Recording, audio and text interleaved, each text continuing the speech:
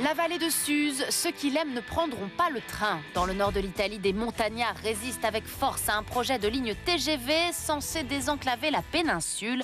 Et ça fait 20 ans que ça dure. On n'est pas d'accord avec le TGV. On ne veut même pas qu'il commence le tunnel de base. Ah, le charme légendaire d'un week-end à Rome. Si vous êtes parisien, c'est facile, vous prenez l'avion et en 2 heures, vous y êtes. Alors bien sûr, pour notre empreinte carbone, mieux vaudrait prendre le TGV. Sauf que le TGV en Italie, c'est compliqué. Exemple, l'histoire du TGV Lyon-Turin ou l'histoire d'un serpent de mer qui dure depuis déjà 20 ans. Vous allez voir, les anti-TGV sont tenaces, leur Bessie. À la frontière franco-italienne, une petite vallée. Au fond de cette vallée, surplombée par les sommets alpins, se trouve Suse, qui ce jour-là semble bien animée. Ce n'est pas la fête du village, mais une manifestation. En Val de Suse, cela fait 10 ans que les habitants défilent. 10 ans que ces montagnards sortent banderoles, chars et slogans. La routine, quoi.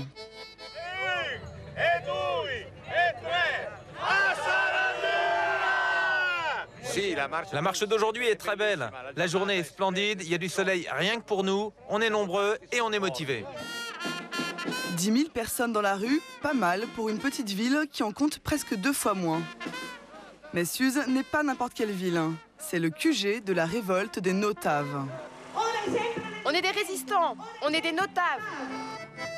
Notaves comme nom au TGV et surtout non à la ligne Lyon-Turin qui doit être construite dans leur vallée. On n'est pas d'accord avec le TGV. On ne veut même pas qu'il commence le tunnel de base. D'une montagne à l'autre, il y a 800 mètres et il passe déjà 2 nationales, une autoroute, un chemin de fer et un fleuve. Ce projet qui les fait défiler, c'est cette nouvelle ligne de TGV qui permettrait de relier l'Europe de l'Est aux grands ports de la Méditerranée. Et donc de mettre Lyon à 1h30 de Turin au lieu de 4. Tout ça grâce à un super tunnel creusé dans la montagne sur 50 km. Un chantier titanesque à 15 milliards d'euros porté par la France, l'Europe et l'Italie surtout. Turin-Paris en moins de 4 heures, c'est la voie la plus rapide pour désenclaver le bassin industriel piémontais de derrière ces montagnes. Et si les industriels sont contents, alors les élus sont contents. Tom Di Alessandri est vice-maire de Turin. Un homme plein de bon sens qui n'aime pas les trublions. Ce n'est pas pour rien que l'ensemble des entrepreneurs de Turin est très favorable au TGV. D'ailleurs, les industriels de Turin et du Piémont s'y sont intéressés avant même les institutions.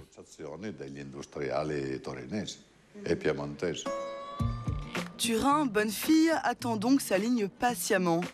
Très patiemment même. Depuis 20 ans qu'il existe, le projet n'est toujours pas sorti des cartons. Pas même un tout petit rail posé. Et tout ça à cause d'une petite vallée au fond du Piémont. Au début, en 2002, c'est presque ludique. Un peu d'escalade dans la montagne et quelques séances de tractage. Ça veut dire quoi, Notave? Non au train à grande vitesse pour la ligne Turin-Lyon. Puis la résistance Notave s'est amplifiée. Les montagnards deviennent des maquisards. Des manifestations, on est passé aux occupations des terrains prévus pour les chantiers. Et l'État, dépassé et agacé de se faire narguer par une poignée de paysans, décide de régler cette histoire par la force. Il envoie l'armée dans la vallée, tout est bouclé, seuls les résidents peuvent entrer. Mais les Notaves préparent la riposte. Je crois qu'il est indispensable que le 8 décembre, nous allions tous libérer les terrains occupés par la police.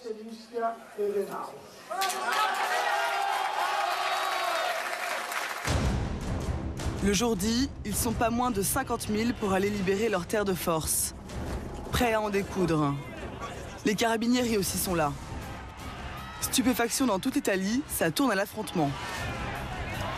Face à l'ampleur de la révolte populaire, les forces de l'ordre doivent finalement reculer. Peu après, le chantier est abandonné, c'est la reconquête des Notaves.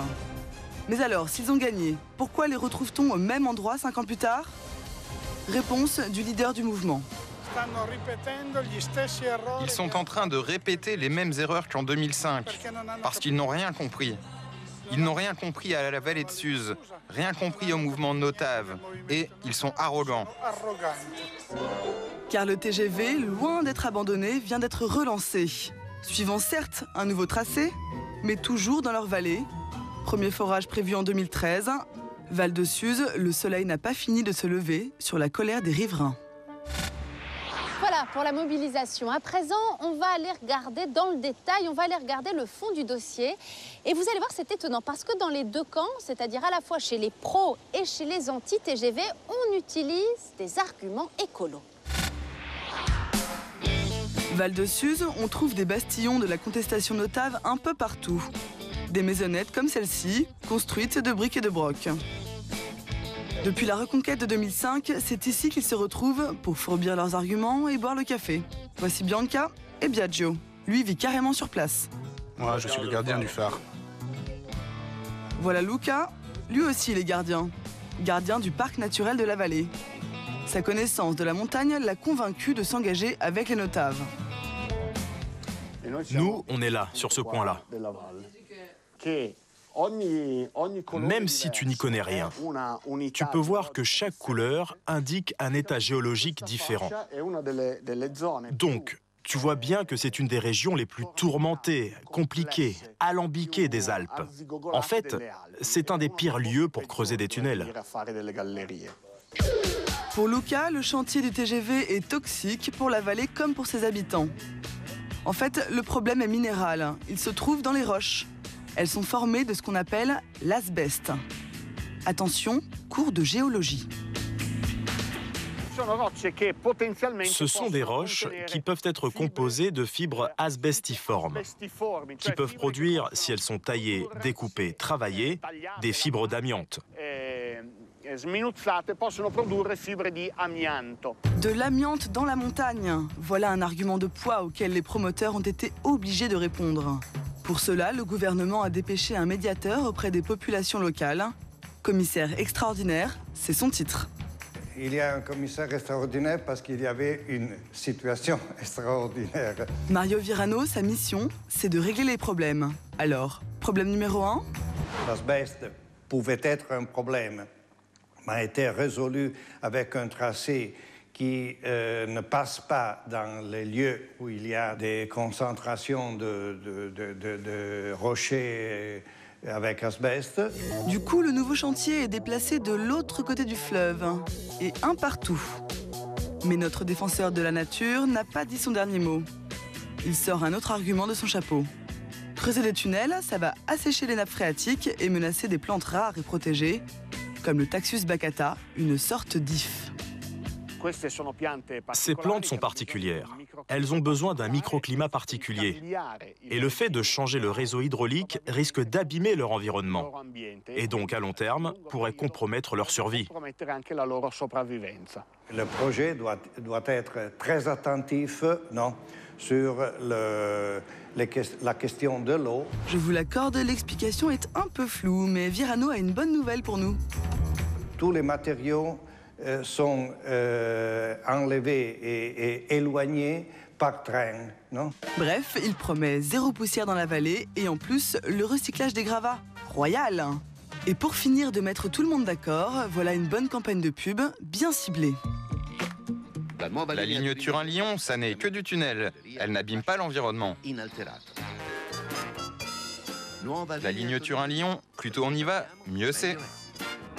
Car avec tous ces retards, on commence à stresser du côté des entrepreneurs. Si les travaux n'ont pas commencé d'ici 2013, l'Europe retire ses euros. Presque 700 millions. Mais le médiateur a bien travaillé. Et dans la vallée, une quinzaine de maires a déjà changé de camp. Mais pas lui. S'il n'en restait qu'un, ce serait Lionello Gioberto, maire de Valle. Il ferait tout pour son village, qui déjà ne voit jamais le soleil en hiver, et en plus est situé pile à la sortie du futur tunnel. Bon, on pense toujours que le tunnel c'est un trou pas si grand. Non, ce n'est pas vrai. C'est 2 trous qui sont de 10 mètres et demi chacun. Comme ça, un est ici. Ici, il y a 20 mètres entre l'un et l'autre sera à peu près là où il y a le tracteur. Voilà, comme ça. Mais le comble pour Monsieur le maire, c'est qu'ici, à cause d'une faille, le terrain n'est même pas constructible. Comment fait le maire à expliquer à ses citoyens que Bontup ne peut pas faire une petite maison, mais il y a des gens qui peuvent construire une ligne internationale? C'est vraiment incroyable. Ça, c'est vraiment incroyable. Alors, pour ou contre le TGV? Pour l'heure, vous pouvez toujours compter sur ce tortillard. Il vous emmène jusqu'à la frontière et au moins, vous êtes sûr d'avoir le temps de profiter de la vue.